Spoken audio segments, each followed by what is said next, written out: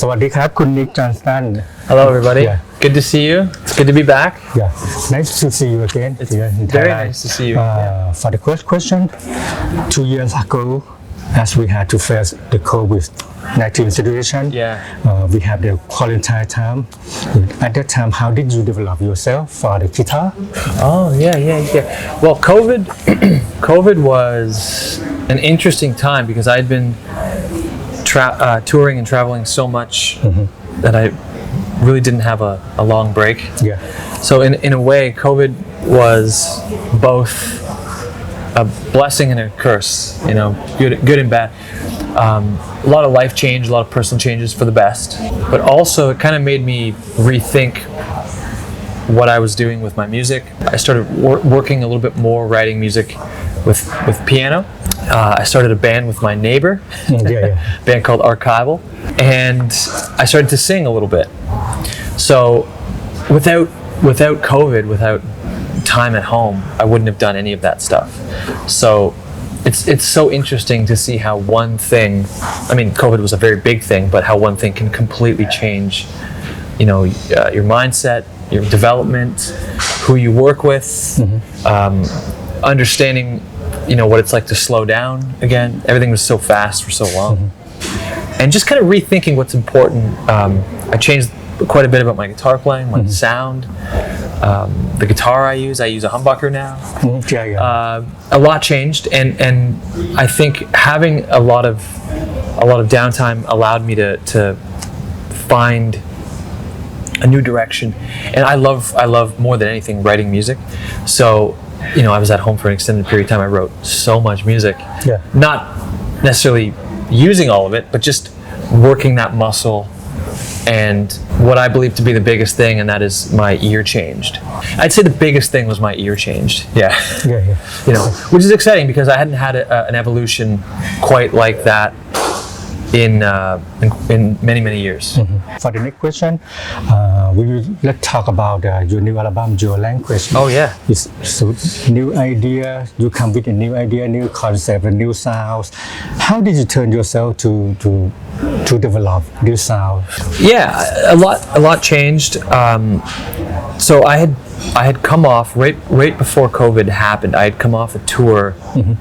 I started to kind of lose interest in instrumental music because just the tour experience was something that I kind of left very unhappy with and very frustrated with. So I kind of, in a way, I kind of got a little bit jaded and frustrated with instrumental music. I mean, I'd been doing it at that point for, my gosh, 15 years or something. So I needed a change, a drastic change. And that's when I started to work with my friend Ben, who we started a band with, and I started singing and writing music on an acoustic guitar again when we would sing. So naturally, you know, there was so much change in that, and I had never sang before. Just in the car or in the shower. So that kind of fueled a new interest, and it made me feel like music was magical again, which is the whole point, I think. So of course that started to drift into my own music, and I had so much fun working with Ben on that first Archival record. I thought maybe I'll do a combination instrumental and vocal album. And I started working with a new drummer who's a little bit more of a sort of groove, just more of like a John Bonham, Jeff Carl style drummer, which I hadn't really worked with before. So that changed the sound of the music. But I think it was a combination of singing, writing music on a piano, and just sort of refining the writing process. The previous record, Wide Eyes in the Dark, had a ton of keyboard. So much keyboard, so much synth that I kind of went almost too far down that road. Or maybe not too far, but just really far down that path. I wanted to kind of scale that back. I started to play the piano and the keyboard on everything. So, it's, you know, not everything, but a good chunk. And because I'm singing, I needed to change the arrangements and how much guitar there was, because if there's too much guitar, it gets in the way of the vocal. So Young Language to me it's kind of the title of it is essentially what that record is, and that is it's a new musical language for me. It's the beginning of that. I have a new instrumental new album coming out in the new year, where there's no singing. It's going to be fully instrumental. And sometimes it's cool to try something new, do that for a little while, and then change again. Yeah. And I think what's interesting, at least to me, about my trajectory and my career is not refuse, but I really don't like to do the same thing twice. Yeah. I don't like to use the same sounds. I don't like to use the same, sometimes even musicians, I like to change. Whatever I can do to grow. And that's what you're hearing on that. Yeah. It seems like you turn to the new page for your life. Yeah. Yeah. When I listen to the Remarkable Human, it seems like a Guitar Hero album, and you turn to the Why I the Dark, and you turn again to the Young Language. Yeah. I love this album very much. Oh, thank you very much. You're very nice. Thank you. So let me talk about your songs, your language. Yeah. I love it very much. Oh wow. It seems like I listen to the Mystic movies original soundtrack, right? Yeah. When you play in the intro, I'm not sure you play the B augmented 7 arpeggio. Yeah. But I love it so much. How come this idea? Yeah, that I actually remember when I wrote that song specifically. It was I was sitting at the piano and I wrote the middle part, that chorus part. I love this part. Yeah, so that part came first, and I just remember because the harmony in that part it's got some interesting movement, but then I kind of had that part, and I was just like, oh, that's interesting, and I just kept kind of following it and chasing it. And there's the second part that I wrote for that song is that whole middle section where it goes. You play on E minor. It just and it just keeps going up, keeps kind of ascending. The 4 times. Yeah. So that, and it just kind of it came out very naturally. When I'm writing music, I typically don't worry too much about where the song's going to end up or how it's going to come together. My whole thing is just trying to use a new idea. Sometimes I achieve a goal where I have a new harmonic concept I want to execute properly, but sometimes it doesn't get where I wanted it to go, which happens to every artist. But on that particular song, the guitar almost was acting as a support instrument because I wanted to write a song that it kind of like the thought behind it, I can say this now after it's done, was I wanted to write almost like a main theme of a movie. A main title. It would be like a dark jazz movie or something, and as it continues to grow, then it gets to that guitar solo, and it gets this kind of cool place. And even the solo is interesting because there's no rhythm guitar behind the solo, which was one of the first times I'd done that too. That song is one of the most I'm proud of that I've written. I think it's a piece that I'd always wanted to be able to write.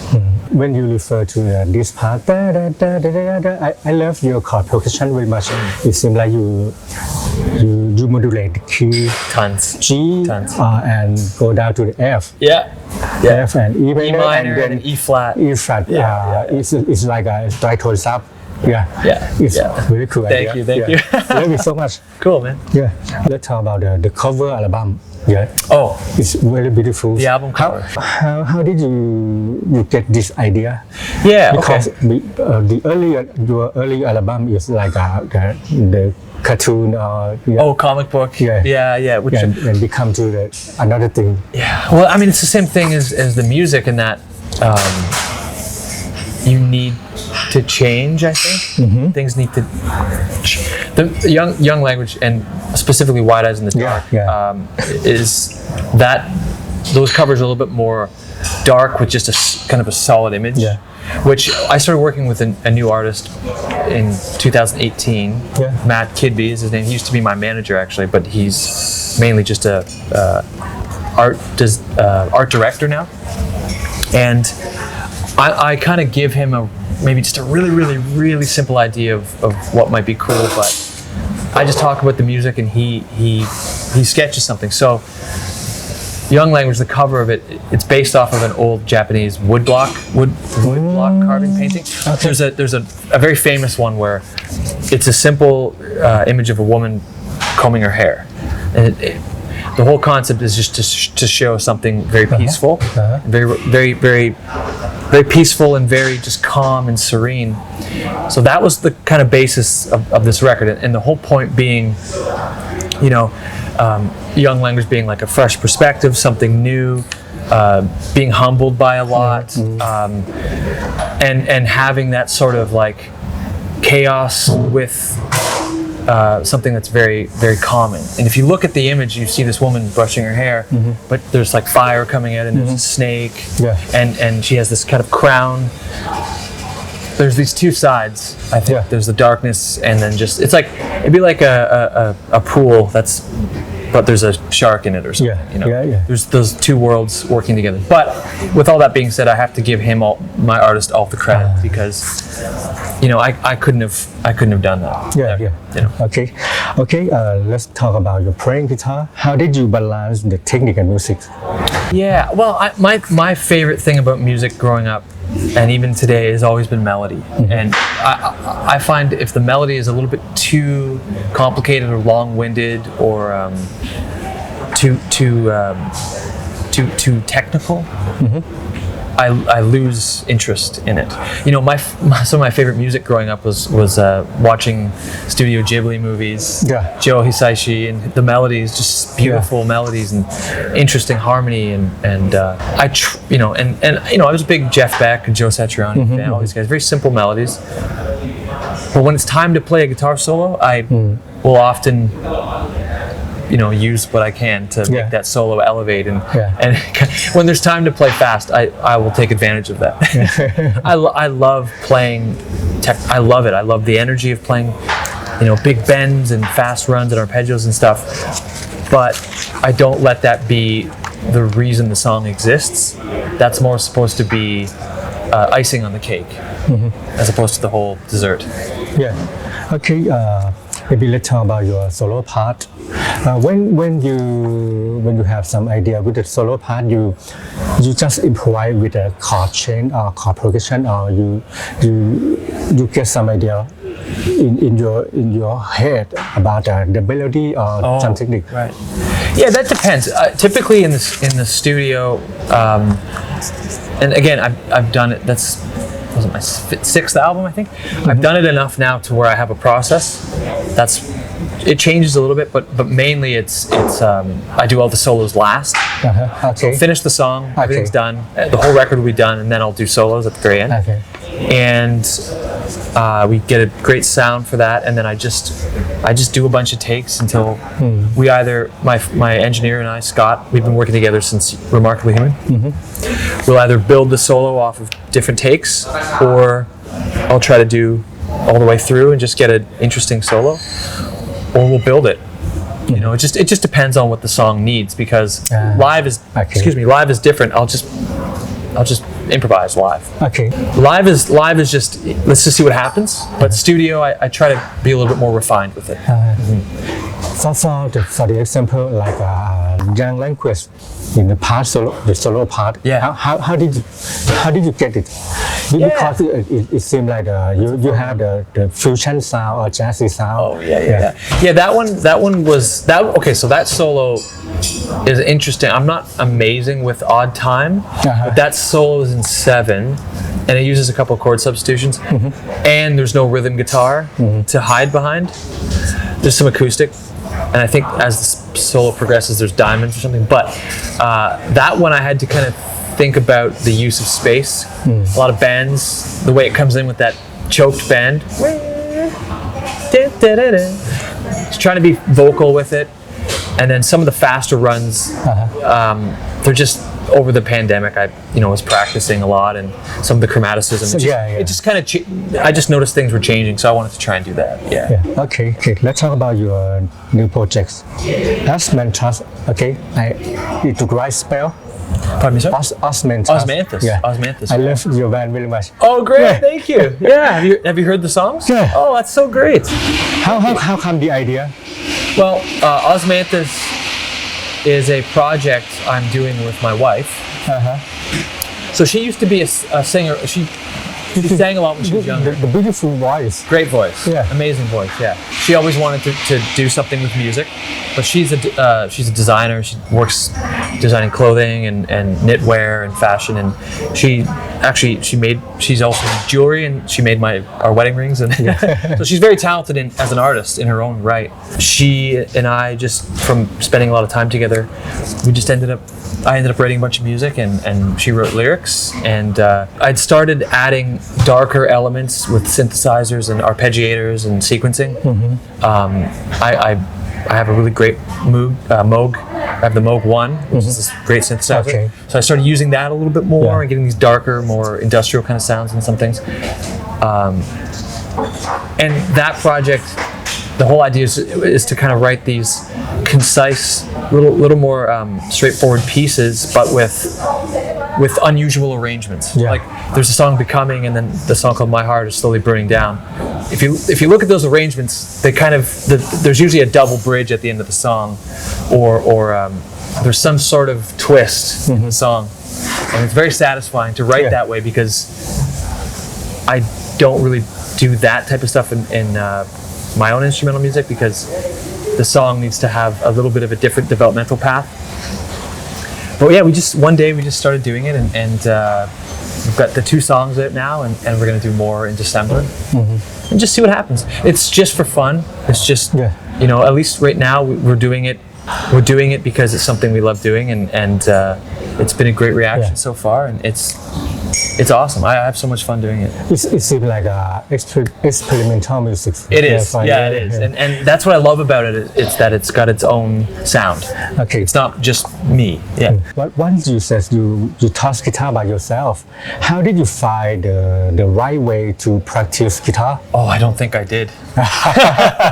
Yeah, I taught myself. I don't know if I was practicing properly, but the thing is, with all that time, and I've been playing guitar for 21 years now. In all that time, at least in the really heavy developmental years, in teenage years, early 20s and stuff like that, I just was honest about my learning style. And my learning style is I need to do something a million times, over and over and over again. I need time, I need space, and I need to kind of decipher stuff through my own lens. If I had somebody saying, here's what you have to do, I just wouldn't have done it. And it's not because I'm lazy, it's just how somebody learns versus how I learn are very, very different. And I was just always, from the very beginning, just very honest. Okay, here's what I need.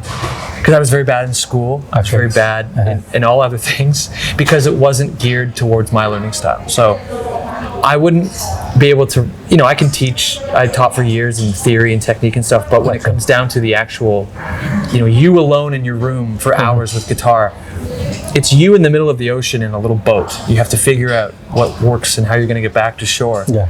And for me, I just figured out my learning style. Yeah. And I went to the library. I would take books out and for theory, and I would talk to my friends and learn theory. I used to be in the cafeteria at school writing out theory, and, all that stuff. Yeah. Okay. I love the way you play the pentatonic really much. You always mix or combine with the hybrid picking and legato. Yeah. Could you give me some advice for playing in your own style? Sure. I like to play stuff that doesn't sound perfect. I like it sounding a little bit like off the cuff, or just in the moment. And sometimes, sometimes I'll make a lot of mistakes, but I like to play a lot of that pentatonic stuff, almost like how, say, somebody like Eddie Van Halen or Jeff Beck would play it, where it's just very raw. It's very, very raw sounding. I like to hit really hard, and I like to bend a lot of notes. I love adding in, major 7s and minor 2nds, and major 6, flat 5 in a normal pentatonic scale. But it's been, it's just trying to figure out how to capture the sound in to whatever I'm hearing at the moment. Okay. And it's very hard to do that. But I think so. It's really easy for everyone if they go to your website and buy your course. Oh, there you go. Right.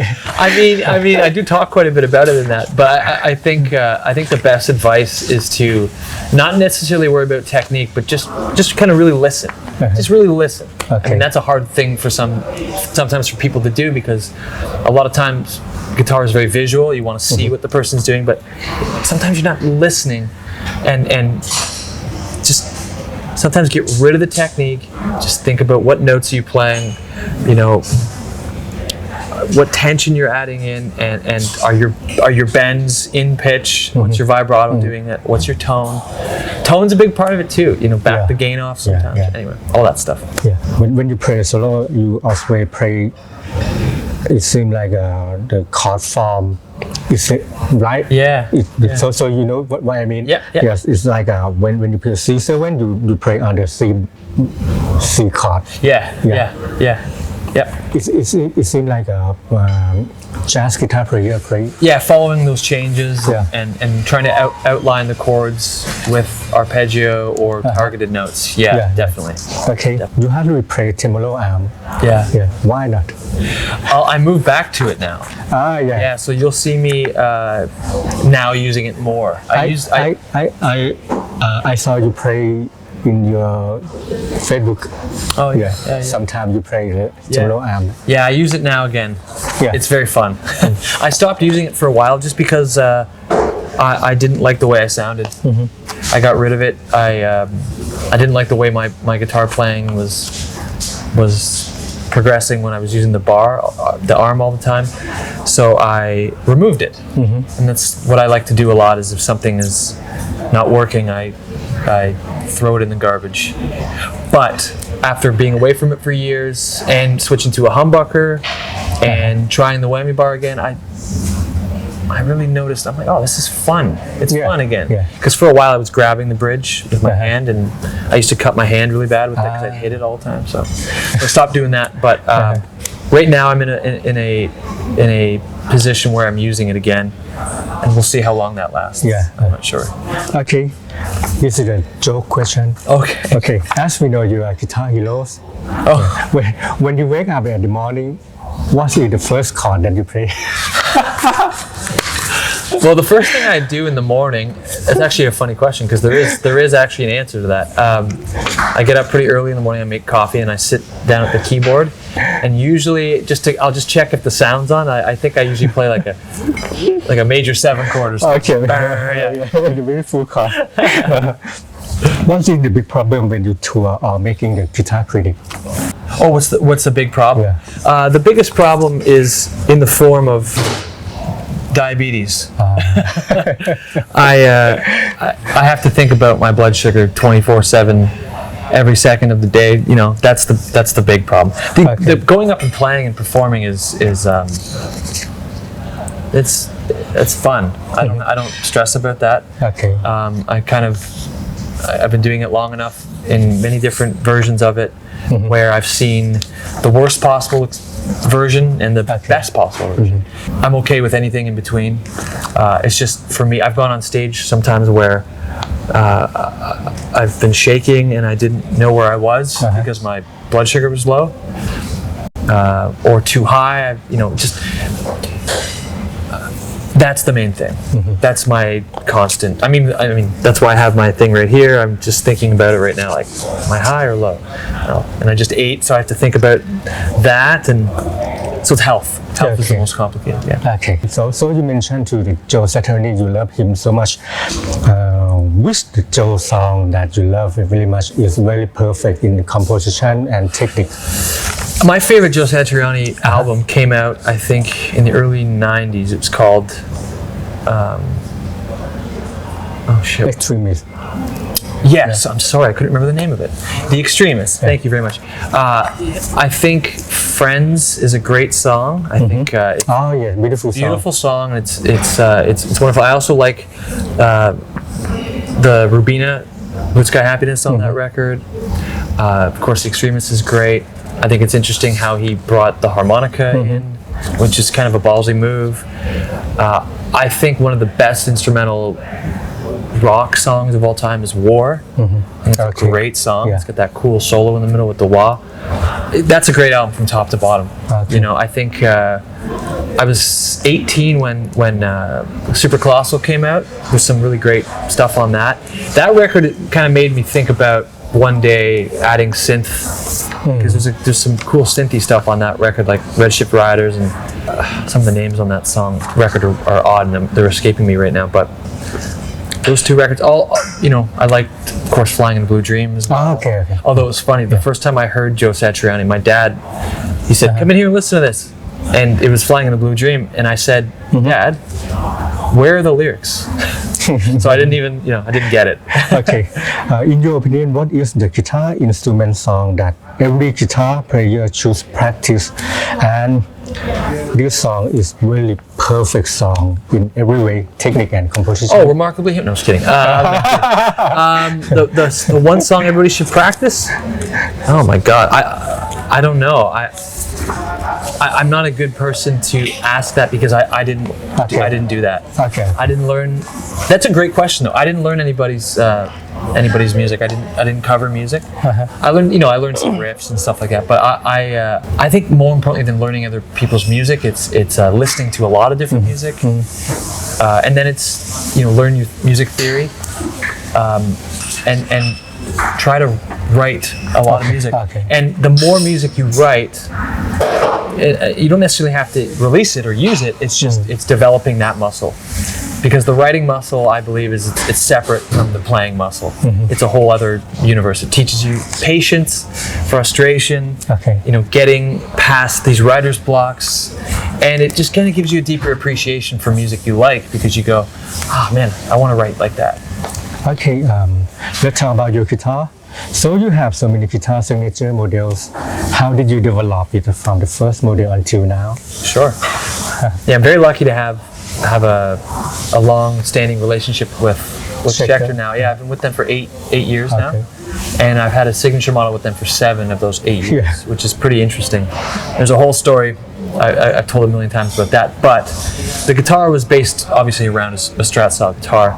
I went to the custom shop. I got invited down to California, and they basically asked me, "Hey, we want to make a guitar together. What would you like?" And there were these interesting necks in the custom shop. These necks that were just project necks that the master builder had up on the wall, and I saw the neck that I use. I saw it when it was just a one-off. And I went, wow, that's really, really cool. So I grabbed it and I looked at it and I was like, it's Wenge with ebony and the brass rings. And I had it, and we were trying to figure out, what it would look good with. So we put the neck up against every color we could find. And I found an old body from a Schecter Japan guitar from the 90s, I think, the 2000s. I pulled it out of the box. It was dusty and it was green. And we held the neck up to the green body, and everybody there was the VP, Schecter VP was there. Ryan was there, the guy I travel with. Shigeki and a few other people. Shigeki's the guy at the custom shop. And everyone just went, It was the look of it, that neck with that body, man. I'd never seen anything like it. It was the most kind of beautiful combination, and since that we continued to refine it. We found similar colors, to almost like ice cream colors. The blue, the orange, pink, green, white, all those. And then moving forward from there, because I used to use the Seymour Duncans in that, which I don't use those now. We developed the pickups moving forward. We changed now to an HSS. I have 2 models now with a kind of a flame top. I have the one with me. So it's basically we found what works, and just every so often add a slight upgrade. Or not upgrade, just a twist. Why you choose the Wenge for neck? Because it looked cool. That's it. That's literally. Well, I agree. So there was that, but then also the secondary benefit was, because I live in a country that has really, really cold winters and really, really humid summers. Not humid like Thailand, but I'm from Canada. Most of my guitars, before I played Schecter, the necks would always, at some point in the year, would be, the frets would cut your hand. So the Wangge is extremely stable. I never have those problems. Even beyond that, it just looks so good. And now it's become kind of my guitar, my look. So that's cool. How come the idea for the Telecaster, your signature? Yeah. Well, that was an interesting kind of shift. I've had very good success with the current model. So they basically said, let's do another one. And to me, it just made sense to have those two together. They're kind of a matching set. They look really great together. They both cover together. They kind of cover all the bases for tone. When I was 20, I sold all my guitars because I didn't like the way I was playing Wangge bar and stuff. I didn't like the way I played. So I sold everything and I bought a Telecaster, and that was my main guitar for a couple of years, and I changed all my playing on that guitar before moving back to a Strat. But I mean, the biggest reason is just they belong, those two together. It makes sense. In your opinion, as you are guitar player, who is the best habit picking guitar player that you listen to? Who's the best hybrid picking guitar player? Oh, I don't know. I'm not sure. I don't. Nick Johnston. No. Best hybrid picking guitar player. I'm not sure. I don't know. I don't know. Okay. Which album that changed your life forever? An album that changed my life forever would probably be when I was 15. I heard Rising Force. Okay. I heard the first Yngwie album, and it was stupefying. Okay. It changed everything. Okay. Yeah. For the last one, what is the most important thing that guitarist or guitar player should pay attention, but they are not? I think it's just really, really important to play with other people. And if you get a chance to play rhythm guitar in a band, okay, and just listen. It's sometimes it's knowing when to be quiet. Okay, thank you so much, Nick. Thank you for your time. Thank you very much. Thank you, everybody. นี่นะครับคือบทสัมภาษณ์ของคุณนิกจอห์นสตันนะครับแล้วก็กีตาร์ไทยขอขอบคุณอินเตอร์มิวสิกนะครับสำหรับบทสัมภาษณ์ครั้งนี้นะครับแล้วก็ขอขอบคุณโรงแรมรอยัลพรินเซสนะครับสำหรับสถานที่ดีๆแล้วพบกันครั้งหน้านะครับว่าผมจะไปสัมภาษณ์ใครเทปนี้ผมกับนิกลาไปแล้วครับสวัสดีครับ